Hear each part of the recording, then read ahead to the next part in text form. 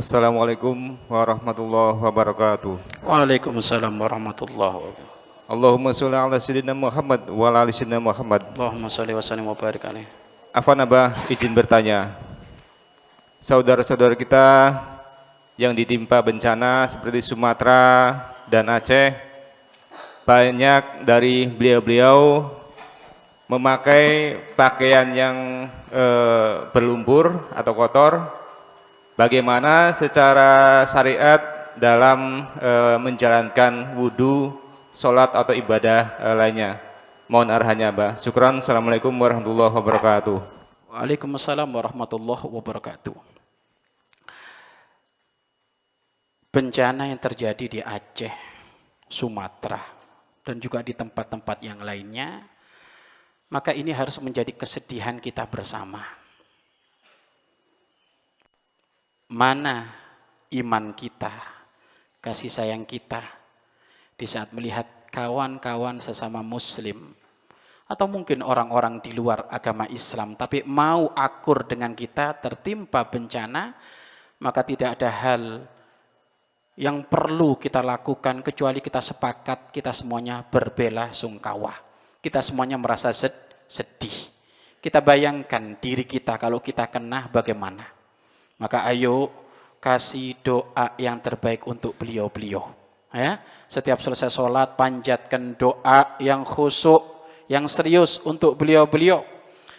Dan kami yakin tidaklah beliau-beliau yang diuji, dicabut hartanya, dicabut pangkatnya, dicabut keluarganya, kecuali Allah mau ngasih sesuatu yang besar, pahala yang besar, ya, pangkat yang tinggi. Dan insya Allah sebagai peleburan dosa yang benar-benar gede di hadapan Allah Subhanahu wa ta'ala. Dan tentu jika memang Allah karuniakan kepada kita harta lebih, kasih kepada mereka. Ngasihnya bukan infak sedekah, tapi ngasihnya hadiah, tanda cinta. Kalau infak sedekah mungkin ada unsur peremehan. Infak sedekah ya karena dia lemah, makanya saya harus bersedekah. Enggak, kita ngasih mereka karena cinta, hadiah. Infak yang tertinggi itu ibu karena unsur mahabbah, bukan unsur oh ya udah karena ente butuh makan, ente berhari-hari nggak makan, ya sudah tak kasih ya kamu 1 juta. Nah ini kurang bagus. Yang paling bagus adalah mereka kita kasih hadiah. Kenapa? Mereka satu dengan kita. Tangismu, tangis kita. Kebahagiaanmu, kebahagiaan kita. Baju kamu yang compang-camping berlumpur itu kesedihan bagi kita. Maka ayo yang punya duit jangan ragu-ragu. Ya, jangan ragu-ragu, kasih ke sana. Ya, bahkan santri juga kemarin sudah ngasih. Diam-diam santri sudah ngasih. Apa? Baju berserakan, berkeleleran, itu dicuci dikirim ke sana. Ya. Dikira semakin kurang, malah numpuk lagi, oh minta dikirim lagi berarti itu. Ya kan? Enggak kurang-kurang itu. Ya kan? Enggak habis-habis baju berserakan itu. Karena sama orang tuanya dikasih terus sih bajunya, ya kan?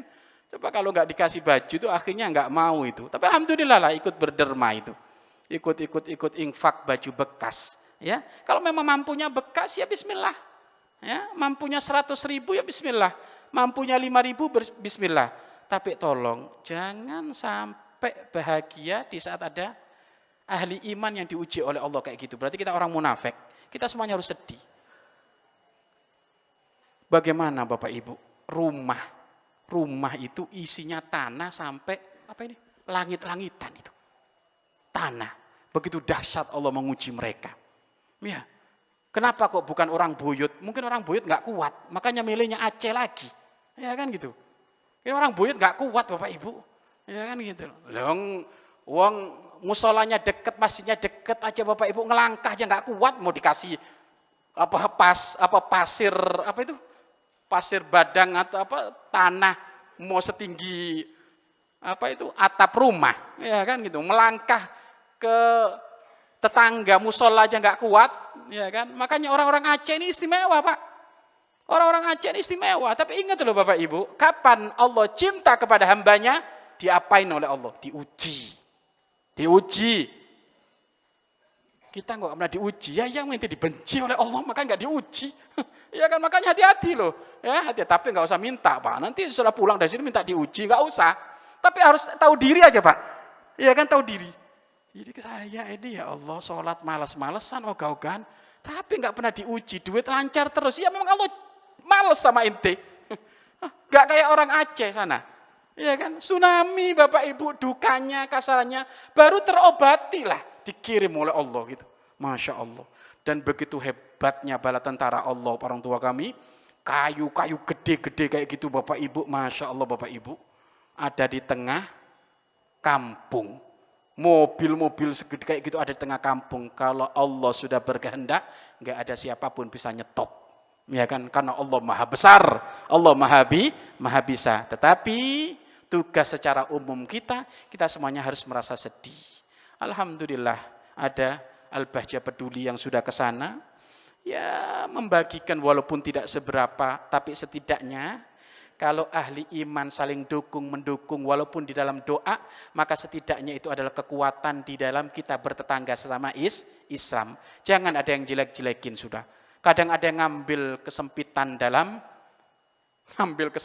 di dalam kesempitan, mancing di air keruh. Apa sekarang? Ada yang politik dimasukin, wah ya iya pemerintahnya nggak bener, wah ini kurang ajarnya orang ini.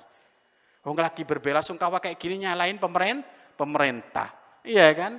Dengan alasan tidak dikatakan ini bencana nasional, ini apa maksudnya, tujuannya. Kalau bolehlah ngeritik masukan. Masukan ya bolehlah, tapi tolonglah ngeritik harus tahu situasi kondisi. Iya kan? Dan saya mau nanya, kalau kamu mengeritik dengan menyalahkan pemerintah terus, itu kira-kira menyelesaikan masalah atau menjadikan tambah ribut? Kan orang bijak itu kan harus, orang bijak itu menasehati semuanya. Orang bijak itu merangkul semuanya. Bukan ini kesempatan dalam kesempitan untuk menghantam pemerintah. Mungkin ada keteledoran dari pemerintah. Tapi apakah pemerintah tidak bergerak? Saya yakin pemerintah bergerak. Tapi karena kita kurang dekat, akhirnya mereka nggak pernah laporan ke kita. Maka coba dekat dengan pemerintah, dalam arti dekat untuk ngawal program-programnya, maka akan tahu. Maka tolonglah hal-hal yang menjadikan perjuangan sesama umat Islam semakin tidak semangat, kalimat-kalimat kayak gitu nggak perlu disampaikan. Ya kan? Kalau memang pengen ngasih masukan pemerintah, sampaikan dengan indah. Ya kan? Sampaikan dengan indah. Wahai Kiai Ustadz, sampaikan dengan indah. Mungkin Pak Presiden, Pak Prabowo mohon diutamakan, disempetin tengok ke sana. Itu sudah cukup. Nggak perlu mengatakan ada apa ini, ada apa ini, ada apa ini, ada apa ini, ada apa ini. Yang jelas sudah ada banjir, yang jelas sudah ada bencana. Maka tugas kita harus menyelesaikan bareng-bareng. Ya, menyelesaikan bareng-bareng. Adapun kalau ternyata setelah itu evaluasi berbenah karena memang ada sebab proyek ini, proyek itu, ya kan? Kalau memang ternyata bencana banjir itu karena memang ya hampir semuanya kerusakan, ya kalau dipikir-pikir ya karena tangan manusia. Tangan manusia yang rakus, tangan manusia yang tidak bisa menjaga alam titipan dari Allah ini, ya memang ada melanggar kayak gitu, ya kita dorong pemerintah untuk bertindak tegas. Tapi tanpa kita menjelek-jelekan pemerintah. Saya yakin beliau-beliau yang di atasan sana sudah menjalankan tugasnya masing-masing. Tapi karena memang yang diurus banyak, seakan-akan enggak kelihatan. Atau bencananya memang terlalu gede, sehingga bantuannya enggak kelihatan. Bencananya 1000, pemerintah baru 100, ya enggak kelihatan. Akhirnya yang ada diomongin. Tapi yang ngomongin itu, jika bisa mau ngomongin, maka engkau akan memperkeruh suasana. Paling baik sudah, ayo kita gotong royong, yang punya duit ya dengan duit, ya kan, yang punya tenaga dengan tenaga, enggak punya duit, enggak punya tenaga ya dengan doa. Maka pokoknya jangan sampai ambil kesempatan ini dijadikan kita merusak atau menjelek-jelekan pemerintah. Ya. Kalau memang harus ada evaluasi, harus ada pembenahan, ini dulu dikelarin. Bencana ini dikelarin dulu. Bencana ini dikelarin,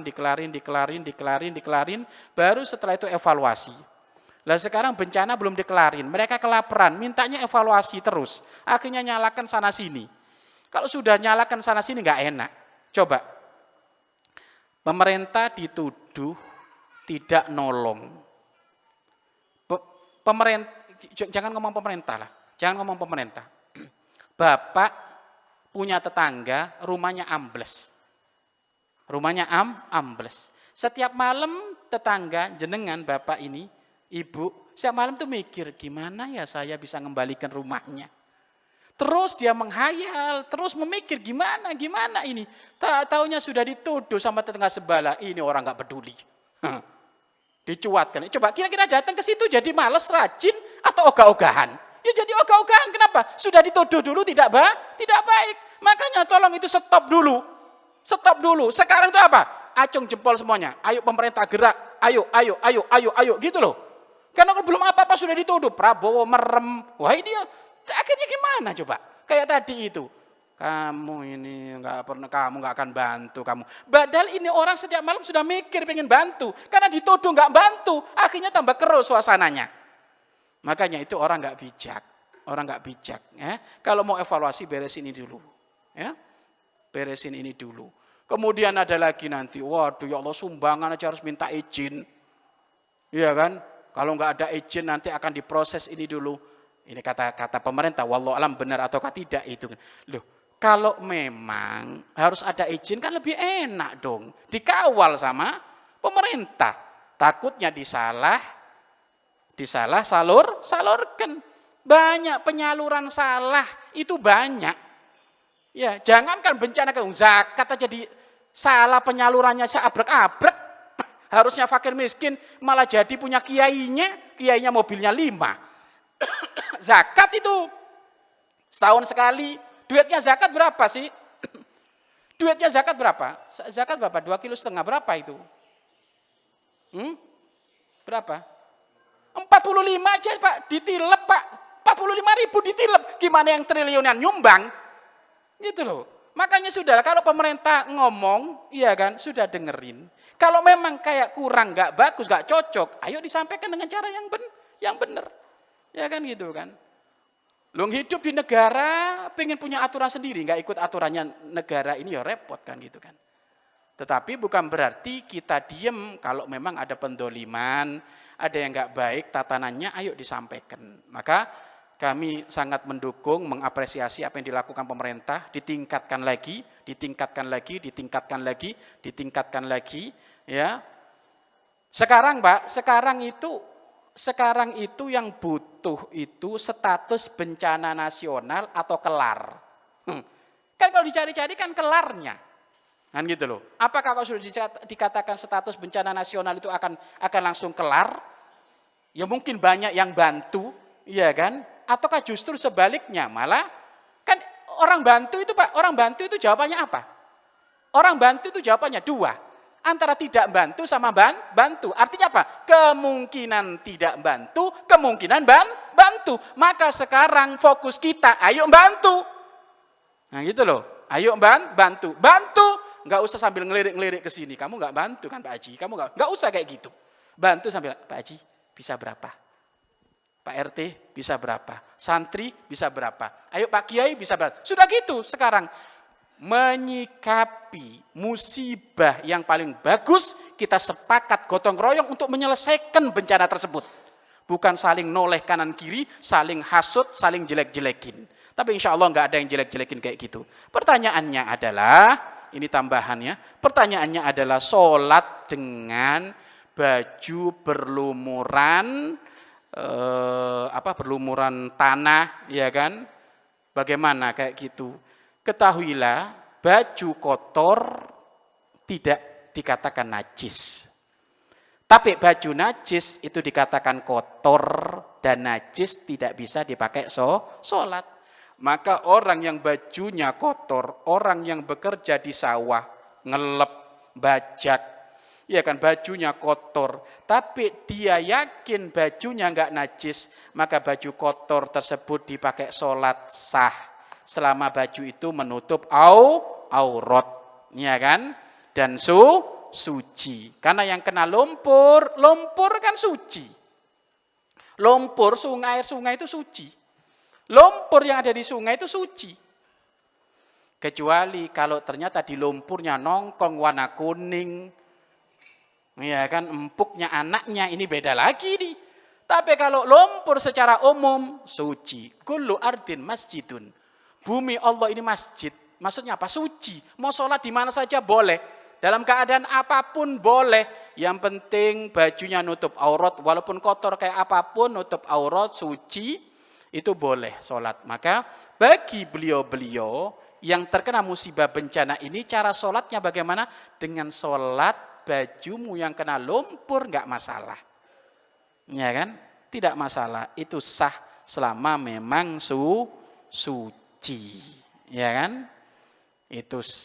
Lah kemudian setelah itu para orang tua kami, kalau ada baju bersih, yo ngapain pakai baju lumpur? Ini kan dalam keadaan darurat. Ya kan, bahkan kalau dalam keadaan darurat nggak ada baju lagi, mohon maaf, nggak ada baju lagi, ya kan, cuma adanya baju yang kotor, najis, najis, ya kan, bahkan ada kalau memang sholat waktunya mau habis, adanya baju najis, ya adanya baju najis, maka sholat tidak pakai nggak nutup aurat, ya kan? Sholat tidak pakai menutup aurat selama tidak kelihatan orang, nggak masalah. Karena ada bajunya yang dipakai adalah najis. Karena kalau najis sudah pasti tidak sah. Artinya kalau tidak sah berarti nggak punya baju. Artinya kalau secara syariat Nabi, insya Allah urusan dengan Allah digampangin, diringanin. Karena memang orang terkena bencana. Tetapi baju yang terkena debu, ya kan, baju yang terkena tanah tadi, walaupun warnanya hitam, warnanya coklat, maka itu tetap adalah hukumnya suci, boleh langsung dipakai sholat. Kayak biasanya bapak-bapak setelah bajak ada di sawah, walaupun kaosnya masih kotor, tapi itu adalah suci, ya. Wallahu a'lam bishawab. Mudah-mudahan kawan-kawan kita yang ada di Aceh, di Sumatera, dimanapun yang tertimpa musibah, banjir, mudah-mudahan Allah kasih kekuatan dohir batin, dan mudah-mudahan segera berlalu musibah ini, yang hilang hartanya ditambah oleh Allah lebih banyak, lebih barokah, lebih halal. Yang hilang keluarganya, mudah-mudahan husnul khotimah dan bakal ketemu lagi nanti di surga Allah. Yang masih hidup, mudah-mudahan jadi bahan renungan, bahan pelajaran untuk semakin dekat kepada Allah Subhanahu wa ta'ala. Ala hadiniyah wa ala kulli niyatin salihah wa ridhaillah wal mahabba ila Rasulillah sallallahu alaihi wasallam. Al-Fatihah.